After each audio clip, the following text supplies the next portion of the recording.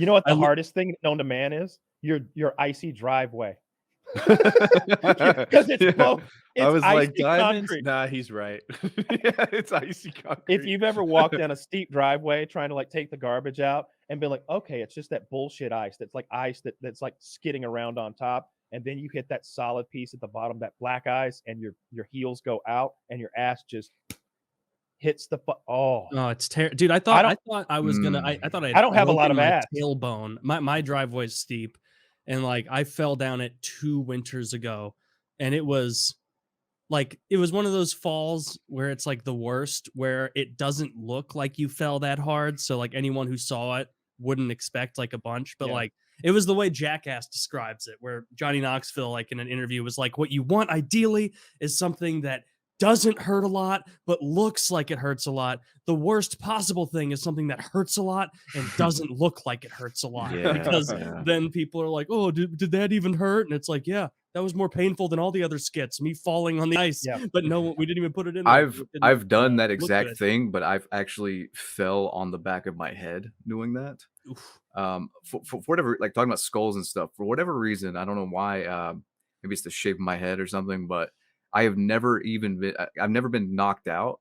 I've never been like rattled, and I've hit my head like that quite a bit growing up. Homer Simpson brain.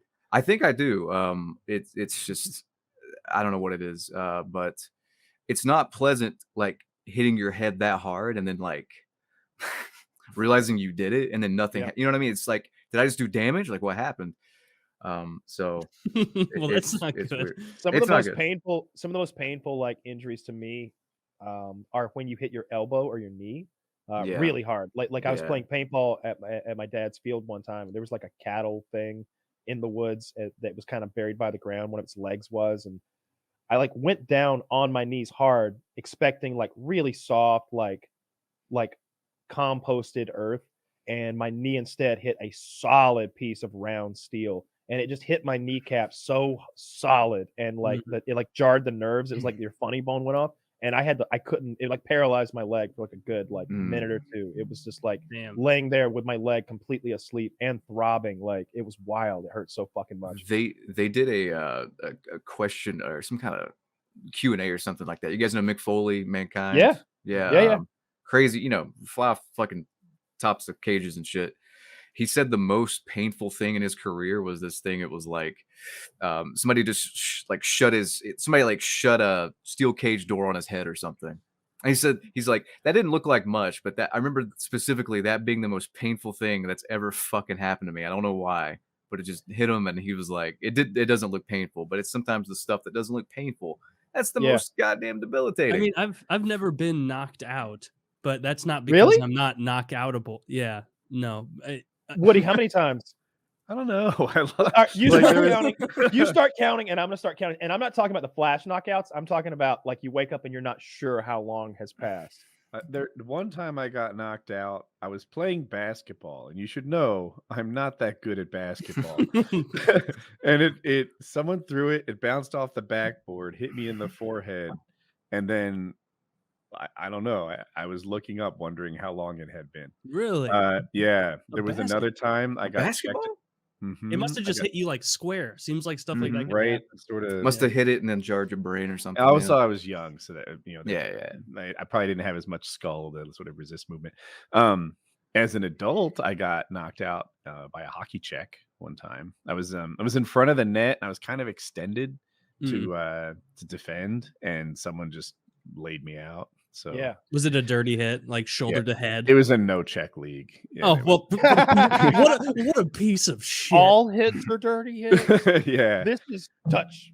He was like BlameTruth is saying, like I don't think I have any superpower to not be knocked out. I've just been lucky, because like I remember taking. The closest I think I've gotten is a coach of ours in a hockey practice. I played goalie, obviously. Like he teed up from like the top of the circle when I was maybe 15, and he took like a full force slap shot, and it hit me right in the cage. And like up until that point, I had always imagined like, oh, a helmet, it protects you from everything. If I were to get smoked really, and I'd taken shots off the face, obviously off my mask and everything, but like it hit me so hard and so square that like it knocked my mouth guard out somehow. And I remember like he was like, "Come on, Taylor, come on," like for the next shot for the drill, and feeling like everything's not 100% like cool right now. Like I feel woozy almost, but I didn't want to like get in trouble, so I just kept playing. That's what everybody does. That's how we get so many sports injuries, right? And it's not just that first one, that first little concussion that made you a little dizzy. Like imagine if you're in the NFL and now you go back out again for a pass, but now you're woozy and you don't see that guy coming. Retrospect, that coach was a piece of shit for shooting it that hard on me. It was one of those things like where if there was like an adult me on the other side of the glass and that was my kid and I was like, if me was my kid, I would have been like, the fuck is wrong with you shooting at my kid like that? But like as a kid, you don't have that how old perspective. I think I was 14, 15. Okay. So I was playing in a pretty competitive league. I mean, 27-year-old. I'm a pretty big guy. But I mean, the proof's in the pudding, right? He hit it hard enough to concuss you. Hard enough, harder than any 14-year-old could shoot the puck. For sure. I've been knocked out 3 times. I had that ATV accident. I hit my head on the asphalt. And when I woke up, I was having a seizure. So that's 100% out. I had this homemade rope swing attached to a tree. And like it was made out of like the cable that I think it's actually like power cable, the kind that would like run across and like power homes. It's that thick shit. For some reason, we had a bunch of it. We made a loop in the bottom, tied the rest up in an oak tree, and you'd stand on the hill and swing out over like a low-lying little area, big swing. And while it was at its apex, I think it snapped, or maybe on the way back. In any case, inertia was with me, and I put the back of my head into the ground real hard, and just if it snapped, you were heavy at the time. Yeah. It was the wrong time for it to snap. It was. It's not gonna snap at the light drop-off point. Yeah, or like if it snapped, you just like land like fucking a cat and be like, whoa. And like play it off. Like, you know those like that did not happen. Those like shitty. Oh, go ahead. I'm so sorry. And then my cousin knocked me the fuck out when we were boxing for sure. Yeah. Yours reminded me of one. I was in a moped accident once and I got knocked out for sure.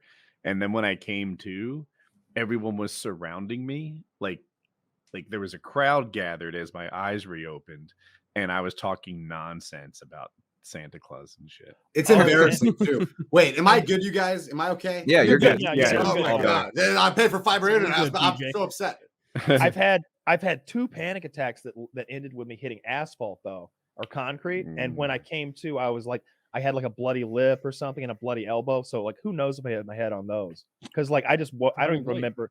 I remember being in my yard. A stressful thing then happened. And then I remember waking up on the asphalt in my yard. Was it an acute stressful thing or a stressful time of life? Oh, acute. Very acute. Yeah. Okay. Like a thing happened. It was just like, oh no. And then I just passed the fuck out. You have panic attack things like that, right? Where you pass out, right? Yeah. Like happened to my sister too. Like Tony Soprano style, like full, like lose your breath, everything goes gray, and then you're on the ground. Yeah, my sister, that's happened to her a few times. Maybe 2 or 3 times that I can remember where she's passed out like that in a similar sense. So yeah, that's not fun. That sucks. Yeah, it happens to me in court. Which is a great time to have a panic attack. Right. That could work to your advantage. You don't want to be all here in the court. Your Honor, my client is clearly too much of a bitch to handle. As I crawl away, you can't put me in there. I went down in this court one time, and I want to say my cousin grabbed. I had a belt on, and my cousin grabbed one belt loop. And one of the sheriff's deputies grabbed the other, and that's all that kept me upright. And they sort of like puppeteered me to a back room. They weekended Kyle to you. Yeah, they weekended Kyle. And then like I was like, they're like, don't worry, the ambulance is on the way. But like the thing about a panic attack is once it's over, it's nothing but embarrassment if you can feel such a thing. I can't anymore. And so like you just want to get out of there. Like you don't need to recover from this. This isn't even like if your blood sugar got low and you went down. You just got like an adrenaline surge and it knocked you out for a second. Now you're 100%. So I'm just like, ambulance, you say. I'll be right back. And we're fleeing the scene as the ambulance shows up. I know what an ambulance costs. I'm 22 years old. This is America. They're trying to financially punish you. I'm like, that judge was trying to fuck us in there, Scott, but that ambulance driver, he's coming for our hearts and souls. We gotta go. Dude, we gotta get out of here. In America are a problem. You don't want to have to take a ride. Not unless you need it. Now, when you need it, you're like $5,000. I would have paid anything to get to that hospital that to fast. not die. But if you just need some oxygen and that fucking Krugenwagen shows up, like you don't want him there.